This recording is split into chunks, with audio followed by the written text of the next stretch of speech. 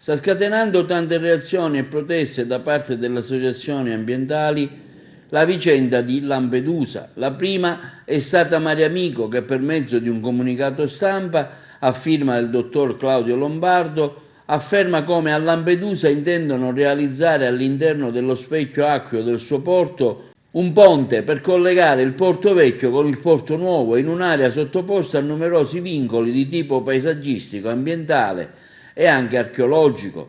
Tale viadotto, afferma il dottore Lombardo, lungo più di 130 metri, verrebbe sostenuto da piloni che dal fondo marino si ergono per reggere un ponte proprio di fronte a un'area di interesse archeologico, Cala Salina.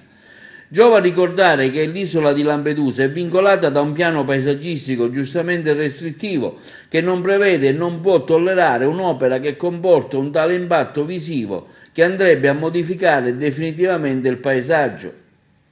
Mariamico si oppone quindi fermamente alla realizzazione di tale progetto e ha presentato anche un esposto alle autorità competenti al fine di accertare eventuali irregolarità.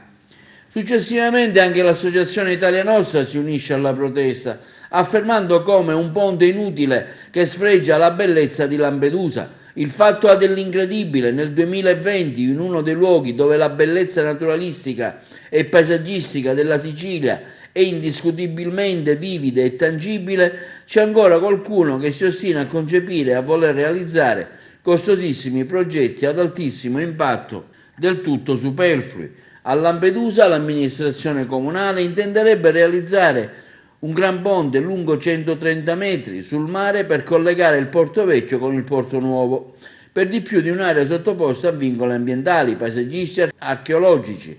La struttura infatti è sostenuta da robusti piloni che poggerebbero sul fondale e dovrebbe essere edificata di fronte a un'area di interesse archeologico.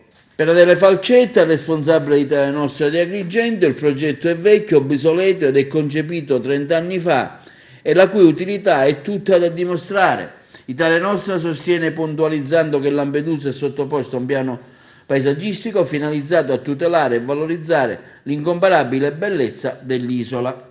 Anche l'associazione Lega Ambiente, per mezzo del suo presidente Gianfranco Zanna, afferma come il sindaco Mattello sia un bugiardo. Il progetto della giunta Nicolini era sostenibile e recuperava il paesaggio, prevedendo anche la sola realizzazione di una passerella ciclopedonale in legno. Invece, per Zanna, Martello vuole costruire 48 piloni conficcati nell'acqua.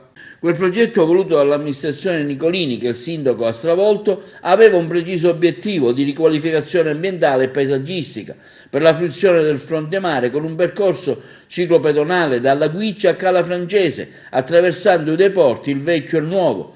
Nel tratto in questione era prevista una semplice passerella di legno sull'acqua. La smetta quindi per Gianfranco Zanna di Lega Ambiente, il sindaco Martello, di fare il Pinocchio e, se è in grado, si assuma le sue responsabilità gettando la maschera e dichiararsi per l'ennesima volta quel pirata del cemento che tutti tristemente conosciamo.